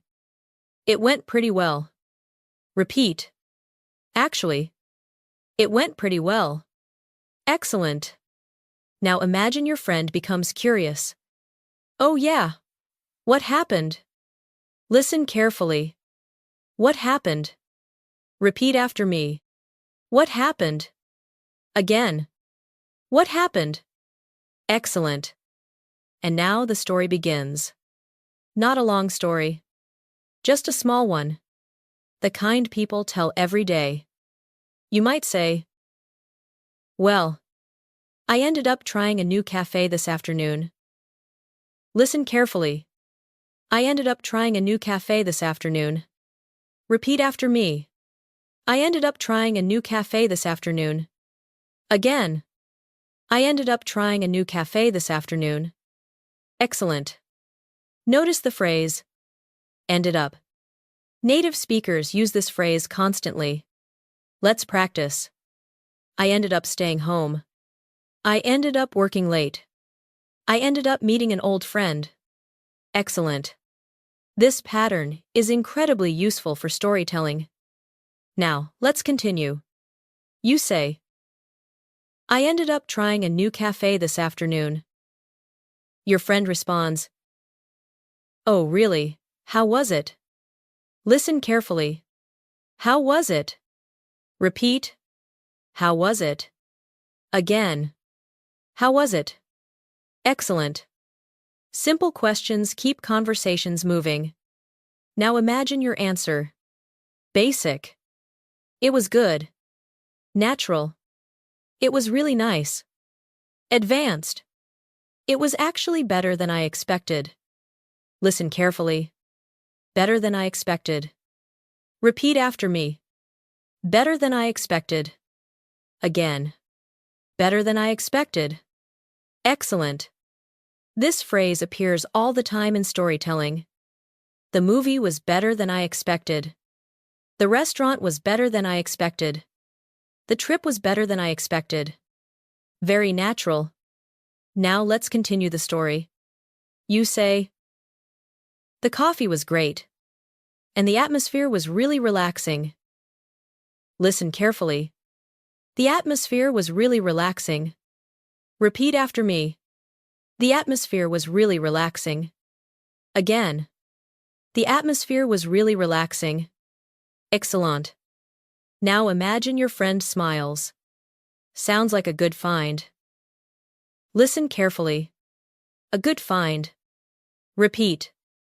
A good find. Again. A good find. Excellent. This means you discovered something nice. A new restaurant. A book. A cafe. A store. A hidden place. Native speakers often say, that's a great find. Let's practice. That's a great find. Again. That's a great find. Very good. Now let's create another story. Imagine a different friend at the table suddenly says, guess what happened to me today? Listen carefully. Guess what happened to me today? Repeat after me. Guess what happened to me today? Again. Guess what happened to me today? Excellent. This phrase is a storytelling signal. The moment people hear it, they become curious. They want to know more. That's one reason native speakers use it so often. Now imagine, everyone leans forward. Someone says, what happened? The friend laughs. You'll never believe this. Listen carefully. You'll never believe this. Repeat after me. You'll never believe this. Again. You'll never believe this. Excellent. Another storytelling phrase. A very common one. Native speakers use it when something surprising happened. Now imagine the story continues. I was walking to work this morning when I saw my old teacher. Listen carefully. I was walking to work this morning when I saw my old teacher. Repeat after me. I was walking to work this morning when I saw my old teacher. Excellent. Notice the pattern. I was walking when. I was driving when. I was shopping when. Storytelling often uses this structure. Let's practice. I was walking home when it started raining. Repeat. I was walking home when it started raining. Very good. Now imagine the friend continues. We talked for almost 20 minutes. Listen carefully. We talked for almost 20 minutes. Repeat after me. We talked for almost 20 minutes. Excellent. Then they say, it completely made my day. Listen carefully. It completely made my day. Repeat after me. It completely made my day. Again. It completely made my day. Excellent. This phrase is extremely useful. Made my day. Native speakers use it all the time. A kind message made my day. A compliment made my day. Meeting an old friend made my day. Let's practice. That really made my day. Again. That really made my day. Excellent. Now let's pause for a moment. Notice what is happening. Nobody is using difficult English. Nobody is giving presentations. They're simply sharing experiences. And that's the secret. Stories don't need complicated vocabulary. Stories need connection. Stories need feelings. Stories need simple details. That's what makes people listen. Now imagine another friend joins the conversation. They say, "That reminds me of something." Listen carefully. That reminds me of something. Repeat after me. That reminds me of something. Again. That reminds me of something. Excellent. This phrase helps connect stories together. One story leads to another. One memory triggers another memory. This is exactly how natural conversations work. Now let's build a longer conversation. Listen carefully. How was your day? It was pretty good. Actually. Oh yeah. What happened? I ended up trying a new cafe this afternoon. How was it? It was actually better than I expected. Sounds like a good find. Yeah. It really was. Now repeat it with me. How was your day? It was pretty good. Actually. Oh yeah. What happened? I ended up trying a new cafe this afternoon. How was it? It was actually better than I expected.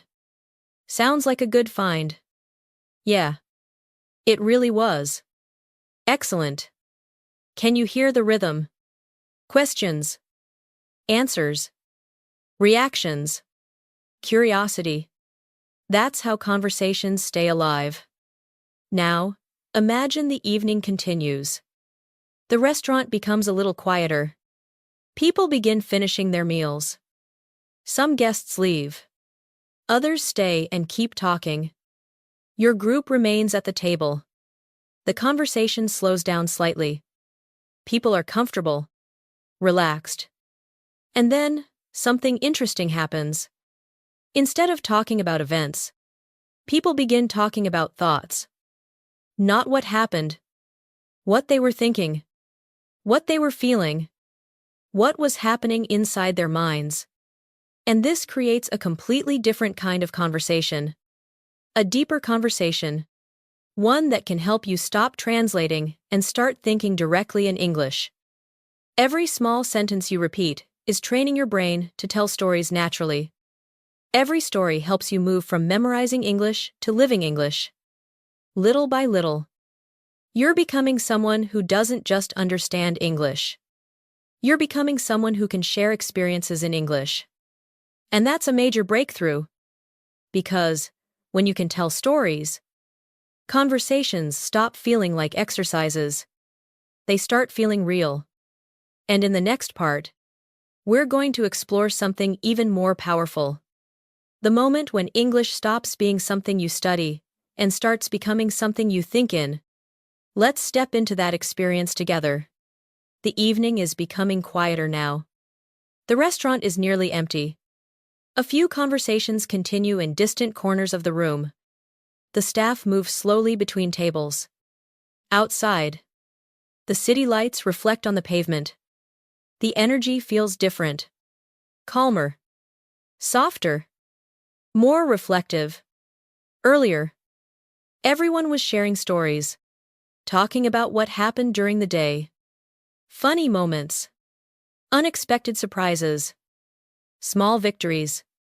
Now the conversation begins moving somewhere else. Somewhere deeper. People stop talking about events.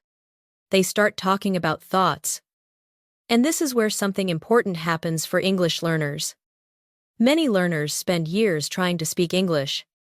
But very few spend time learning how to think in English. And surprisingly, Thinking in English often starts with very small thoughts. Not long speeches. Not complicated ideas. Just simple everyday thoughts. Let's explore that together. Imagine you're leaving the restaurant and walking toward your car. The night air feels cool. You look up at the sky. And without realizing it, a thought enters your mind. In your native language. Perhaps. But what if that thought appeared directly in English? Maybe the thought is simply, I'm tired. Listen carefully. I'm tired. Repeat after me. I'm tired. Again. I'm tired. Excellent. Now let's make it more natural. Native speakers often think in slightly longer phrases. Instead of, I'm tired, they might think, I'm getting tired. Listen carefully. I'm getting tired. Repeat after me. I'm getting tired. Again. I'm getting tired. Excellent. Notice the difference. The thought feels more alive, more conversational, more natural. Now let's make it even more advanced. I'm starting to get tired. Listen carefully. I'm starting to get tired. Repeat after me. I'm starting to get tired. Again. I'm starting to get tired. Excellent. This is exactly how natural English develops. Small upgrades. Not giant jumps. Tiny improvements. Now imagine you're driving home. The streets are quiet. You glance at the clock.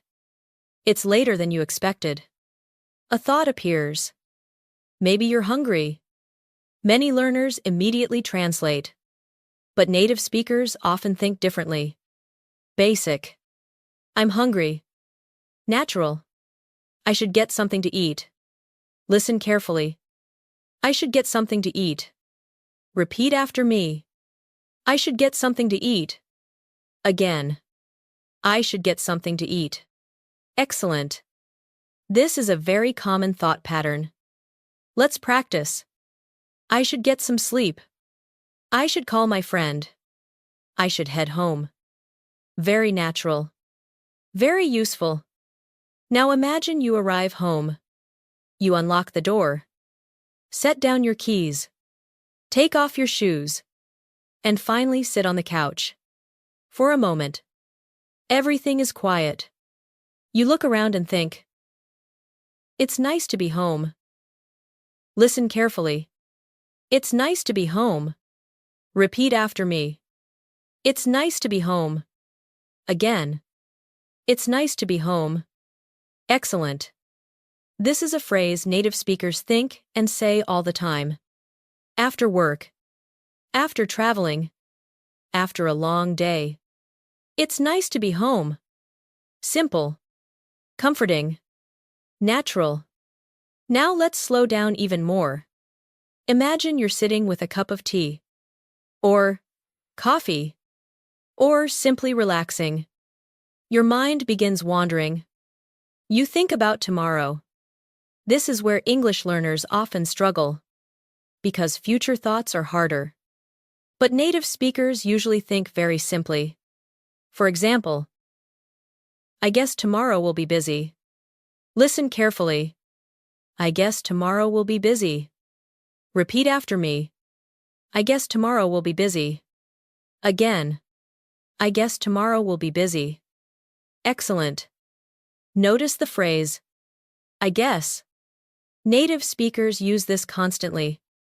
Not only when speaking. When thinking. I guess I'll stay home. I guess we'll see. I guess that's okay. Let's practice.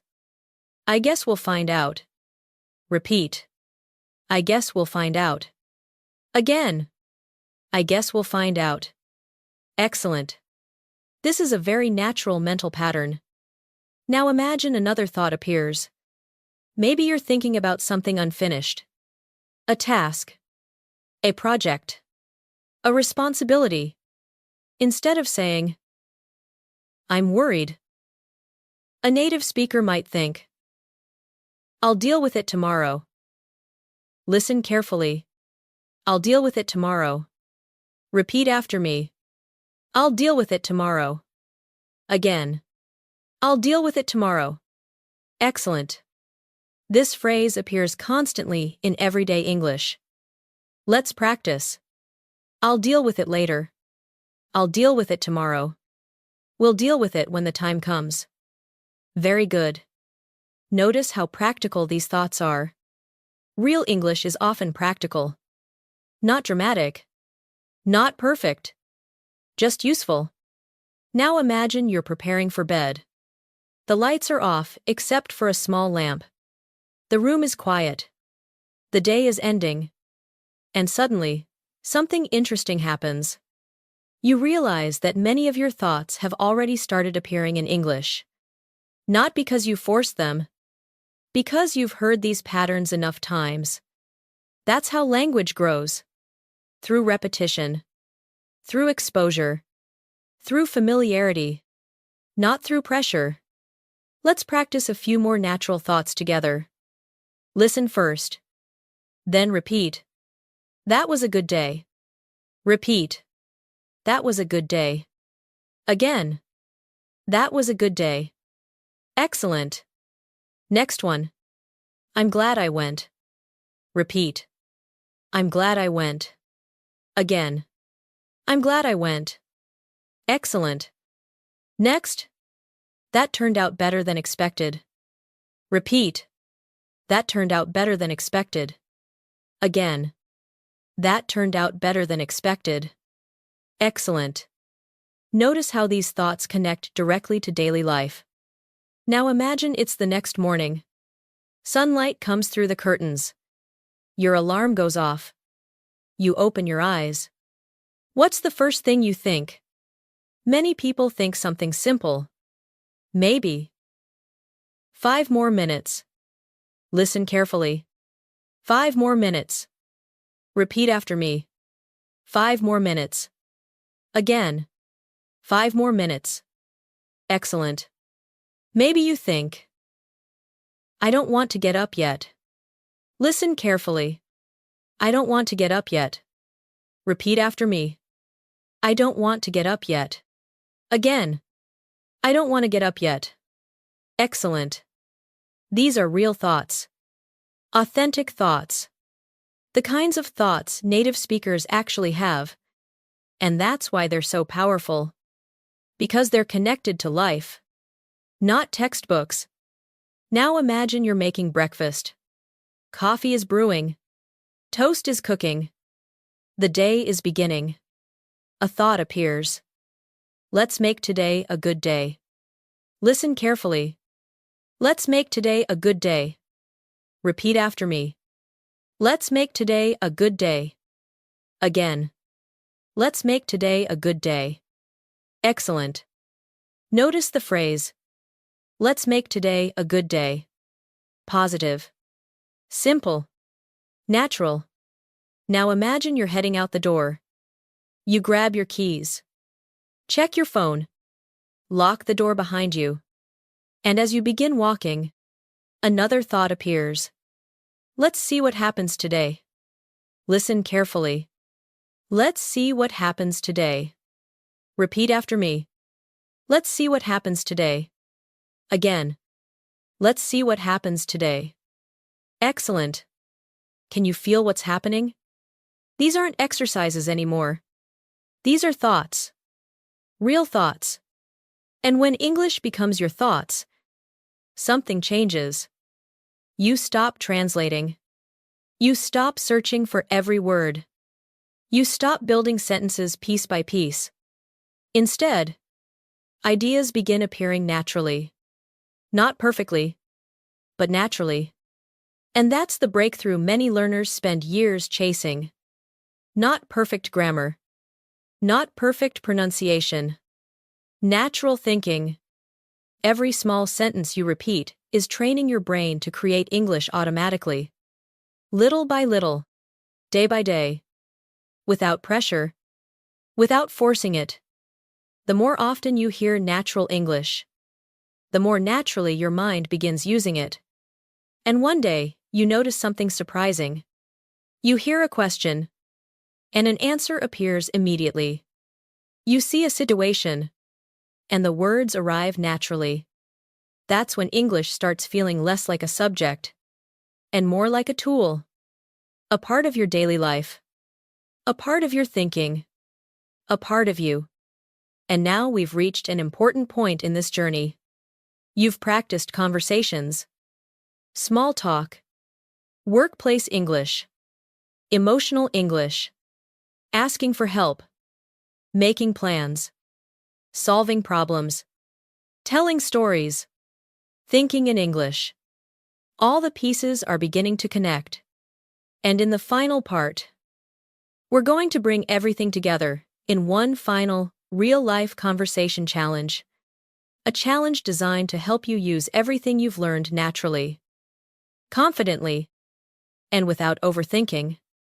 Let's take that final step together. Take a slow breath. You've come a long way. Over the course of this lesson, you've walked into coffee shops, met old friends, talked with coworkers, shared your feelings, asked for help, made plans, handled problems, told stories, and even practiced thinking in English. Now it's time to bring everything together. Not as separate lessons, not as individual phrases, but as one continuous experience. Because that's how real life works. Conversations don't happen in isolated pieces. They flow from one situation to another. One moment leads to the next. One sentence creates another. And that's exactly what we're going to practice now. Imagine it's a Saturday morning. The weather is beautiful. The sun is shining.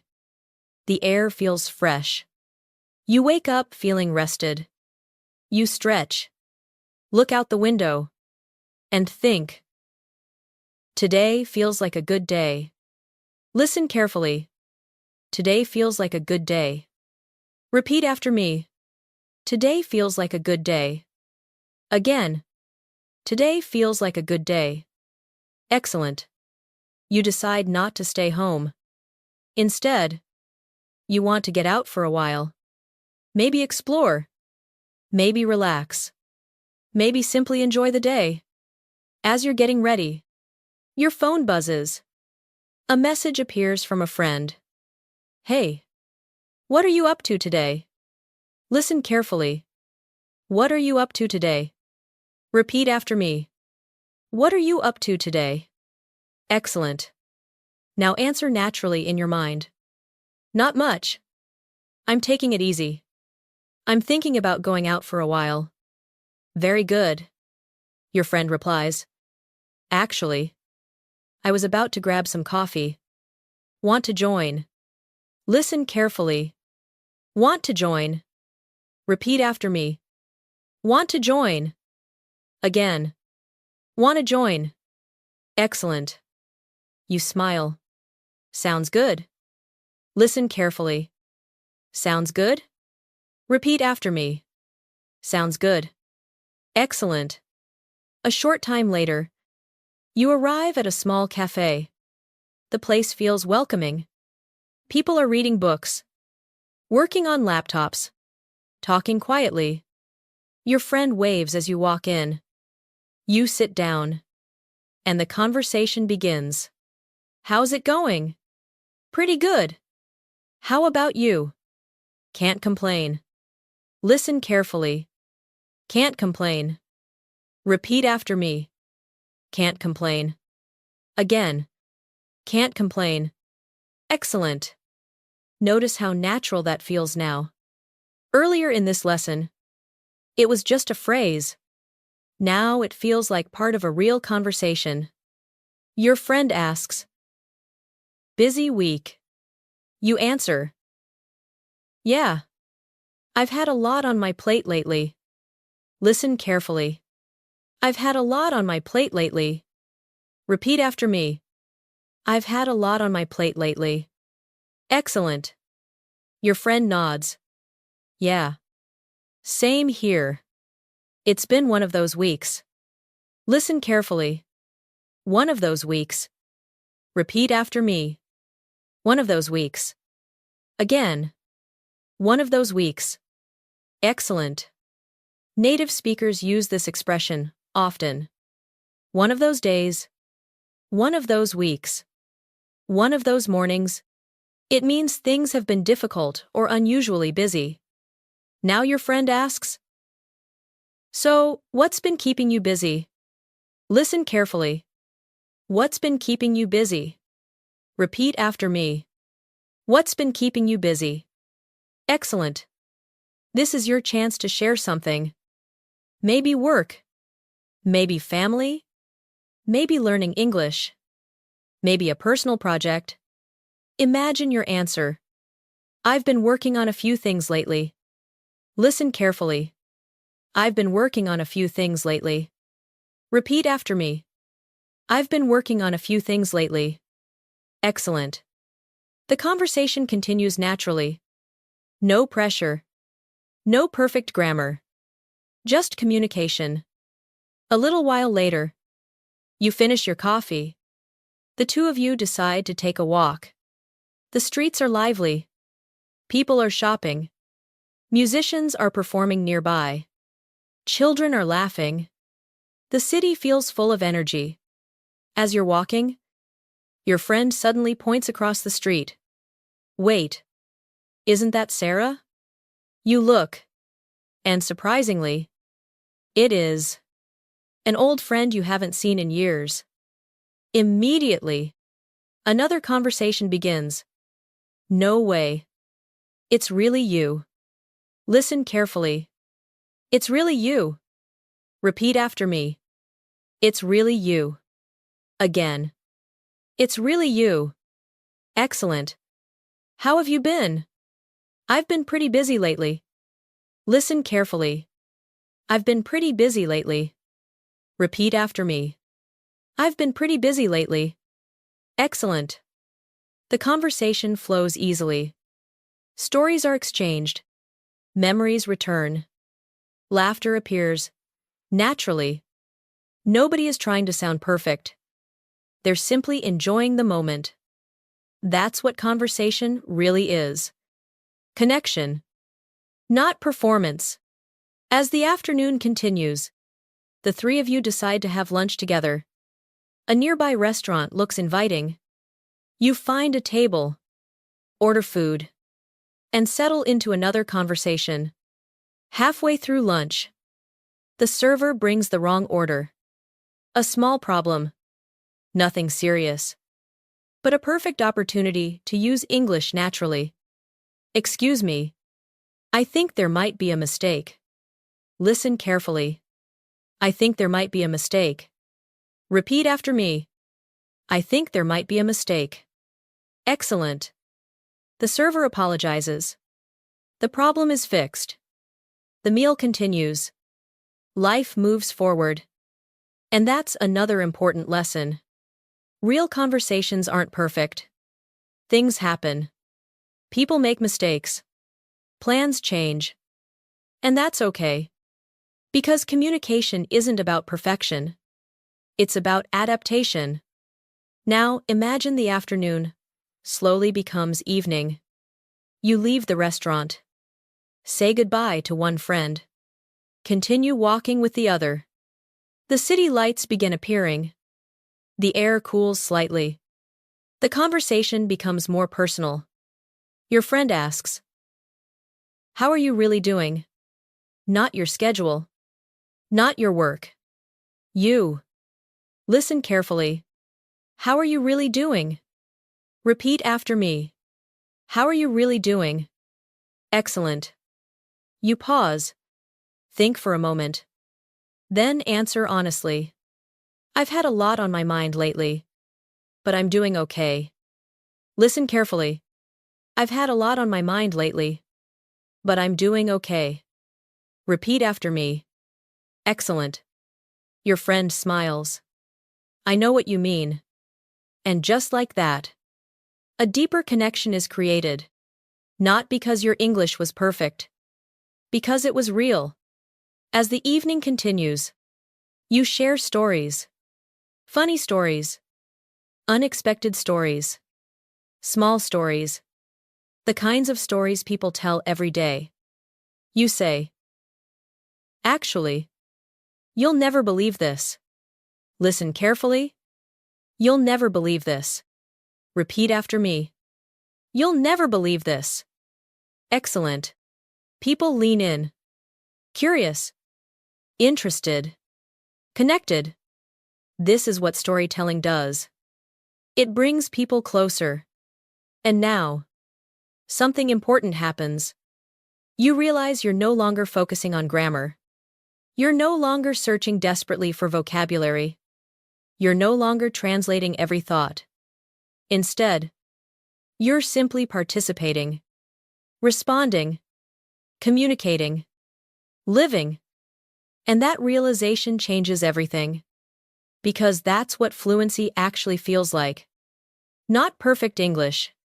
Comfortable English. English that allows you to participate in life. Now, let's do one final exercise together. I want you to imagine your own day. Not someone else's day. Your day. Think about this morning. What happened? Think about something you did.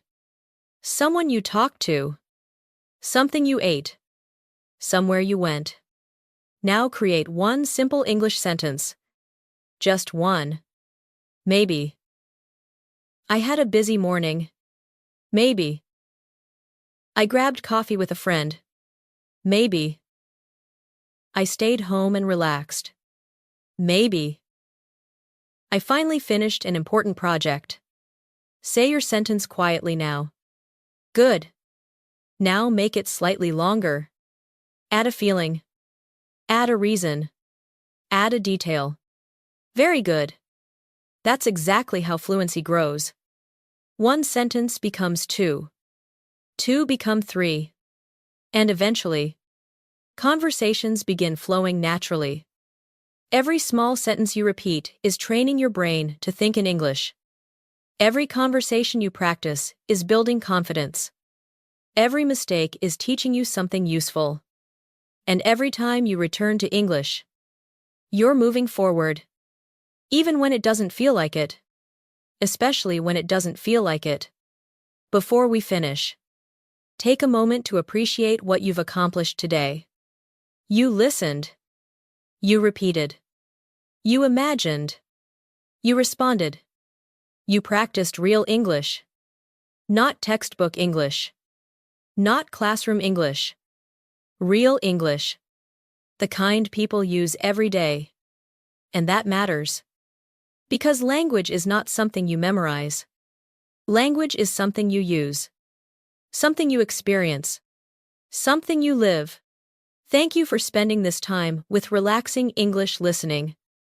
If you enjoyed practicing with me today, come back and listen again. Each repetition will feel easier. Each conversation will feel more familiar. And each time you practice, your confidence will grow a little more. Before you go, I'd love for you to do one final thing. Think about your day and write one simple sentence in English. Just one. A real sentence about your real life. Because that sentence might be small, but it's another step toward becoming someone who doesn't just learn English. Someone who lives it. Take care. Keep practicing. And I'll see you in the next lesson.